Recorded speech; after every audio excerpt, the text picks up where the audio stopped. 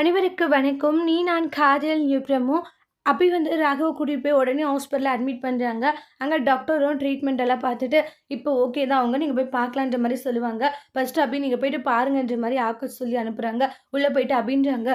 ராகவ்ன்னு சொல்லி ஃபீல் பண்ணி அழுதுட்டு இருக்காங்க. உங்களுக்கு என்ன ஆயிடுமோ, ஏதாயிடுமோன்ட்டு நான் ரொம்ப கவலைப்பட்டேன். என்ன அபி உன்னை விட்டு போயிடுவேன்னு நினைச்சியான்றாங்க. ராகவ் என்ன ராகவ் இப்படி பேசிட்டு இருக்கீங்க? ஏற்கனவே நான் ரொம்ப பயந்து போயிருக்கேன். ஆனா இப்போ என்னடான்னா இப்படி பேசிட்டு இருக்கீங்க? இங்க பாரு அபி நான் எப்பவும் உன்னை விட்டு போக மாட்டேன் சரியா? நீ கவலைப்படாதன்றாங்க. சாரி ராகவ் நான் உங்களை தனியாக விட்டுருக்க கூடாதுன்ட்டு ஃபீல் பண்ணி அழுதுட்ருக்காங்க. நீங்கள் இல்லைன்னா நானே இல்லைன்ற மாதிரி சொல்கிறாங்க. அபி நீ என்னை ஏற்றுக்கிட்டு என்னுடைய காதலன்றாங்க. இங்கே பாருங்க ராகவ் நீங்கள் உங்களுடைய அம்மா சமாதி கிட்ட வச்சு பேசும்போது நான் உங்களுடைய காதலை ஏற்றுக்கிட்ட ராகவ்ன்றாங்க. ஐ லவ் யூ ராகவ்னு சொல்லிட்டு அவங்க மனசுல இருக்க காதலை சொல்லிடுறாங்க. அப்போ ரொம்பவே சந்தோஷமாக இருக்காங்க நம்ம ராகவ். அதுக்கப்புறமா ராகவுடைய நெத்தியில் முத்தமெல்லாம் கொடுக்குறாங்க. அதுக்கப்புறமா வந்து இப்போதான் என் மனசுக்கே நிறைவாக இருக்கு அப்படின்றாங்க. எப்படியோ நீ என்னுடைய காதலை ஏற்றுக்கிட்டேன், எனக்கு அது போதுன்ற மாதிரி ரெண்டு பேருமே செம க்யூட்டாக பேசிட்டு இருக்காங்க. அப்புறம் அனு ஆகாஷில் வராங்க. ராகவ் உனக்கு எப்படா இருக்கு, உனக்கு என்ன ஆயிடுச்சு ஏதாயிடுச்சுன்ட்டு நான் ரொம்பவே பயந்து போயிட்டேன்டான்றாங்க.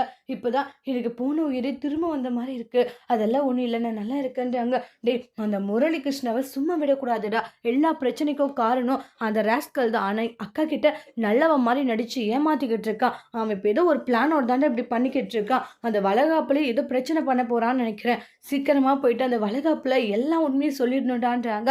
ஆமாடா இனிமேல் அவனை நம்ம சும்மா விடக்கூடாதுன்ற மாதிரி சொல்றாங்க.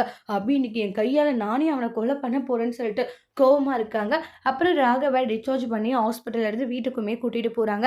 வீட்டில் என்னென்ன பிரச்சனைகள் வரப்போகுது, முரளிகிருஷ்ணா இதுல மாட்ட போறாங்களா, இல்ல அதுக்குள்ள முரளிகிருஷ்ணா அஜயோட உயிரை எடுக்க போறாங்களான்ட்டு வெயிட் பண்ணி பார்க்கலாம். தேங்க்யூ.